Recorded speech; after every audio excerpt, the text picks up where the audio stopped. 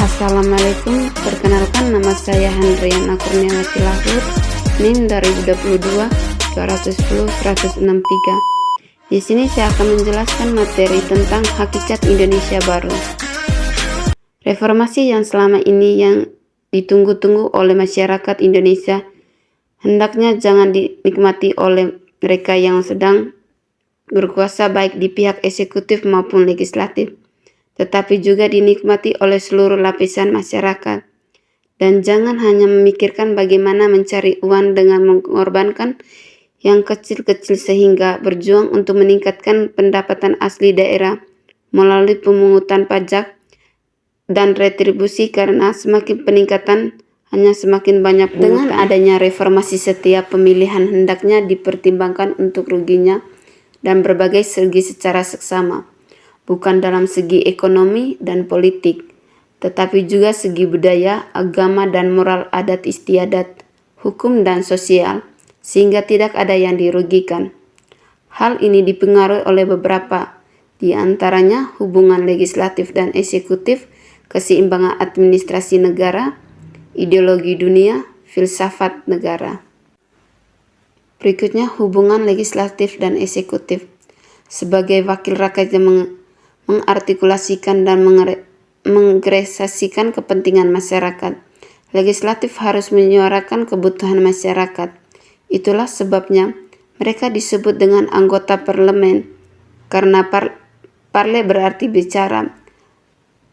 Akibatnya mereka sering mengkritik pemerintah dalam sebuah negosiasi tidak percaya karena yakin bahwa pihak eksekutif yang bertanggung jawab terhadap salahnya penyelenggaraan pemerintah. Keseimbangan administrasi negara. Pemerintah baik badan eksekutif maupun legislatif di daerah harus menyeimbangkan antara konsensus nasionalisme hukum tentang efektivitas atau kekuatan eksekutif dan konflik demokrasi hak asasi tentang kebebasan legislatif. Artinya, demi nasionalisme, demi efektivitas, demi hukum dan konsekuensi nasional, dan demi mendengar pendapat orang lain, dan demi demokratis, maka resikonya akan terjadi konflik antara pendekatan orang lain dan berbagai golongan karena masyarakat terdiri dari begitu banyak selera kepentingan dan pihak eksekutif diutamakan baik dalam menerbitkan masyarakat maupun dalam menerapkan aturan daerah karena dianggap anarkis. Ideologi dunia. Secara global yang sedang dipersoalkan bukanlah saja di negara kita Republik Indonesia, tetapi bahkan di seluruh dunia, yaitu antara dua kutub besar, sosialisme, komunisme di suatu pihak dan liberalisme, kapitalisme di lain pihak, dengan adanya paradigma yang menyeimbangkan antara kekuasaan dengan pelayanan.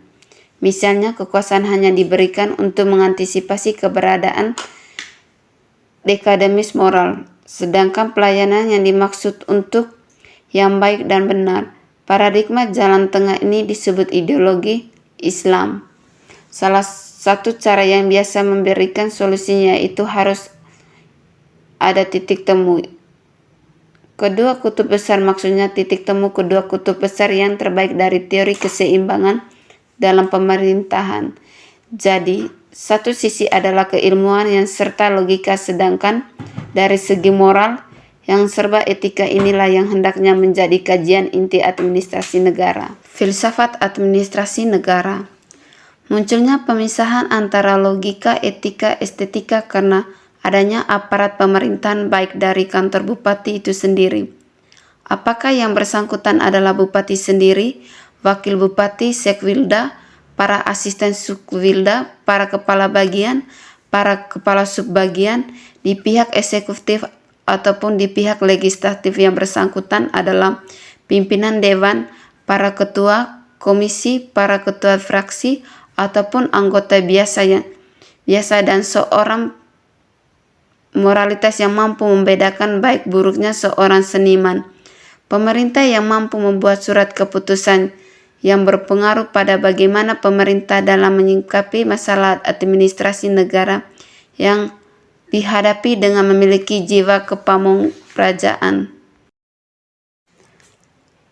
Dalam pemerintah yang akan datang, bukan hanya sekadar memungut pajak dan retribusi, tetapi pemerintahan harus memiliki rasa betapa miskinnya rakyat saat ini juga, bukan mempercundangi rakyat demi pendapatan asli daerah.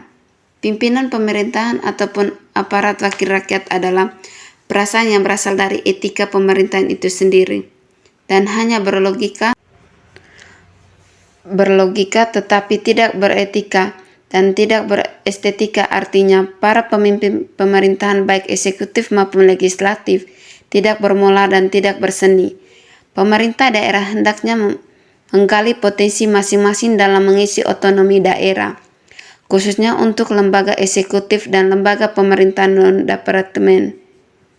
Khususnya keberadaan pemerintahan Indonesia sejak Orde Lama yang bermula dari keluarnya Bung Karno-Hatta dari kabinet, Orde Baru yang berakhiri dengan jatuhnya Soeharto sampai pada Orde Reformasi yang penuh dengan krisis sebagai akibat pemerintahan sebelumnya dan ketidakmampuan pemerintah baru yang mereformasi. Keberadaan birokrasi pemerintahan Indonesia dimulai dari organisasi pemerintahan, manajemen pemerintahan, dan administrasi pemerintahan untuk mengetahui kelemahan kepemimpinan Indonesia dari berbagai gaya, teknik, variabel, dan teori filsafat pemerintahan itu sendiri. Berbagai pergolakan dunia dalam era globalisasi yang serta menduniai.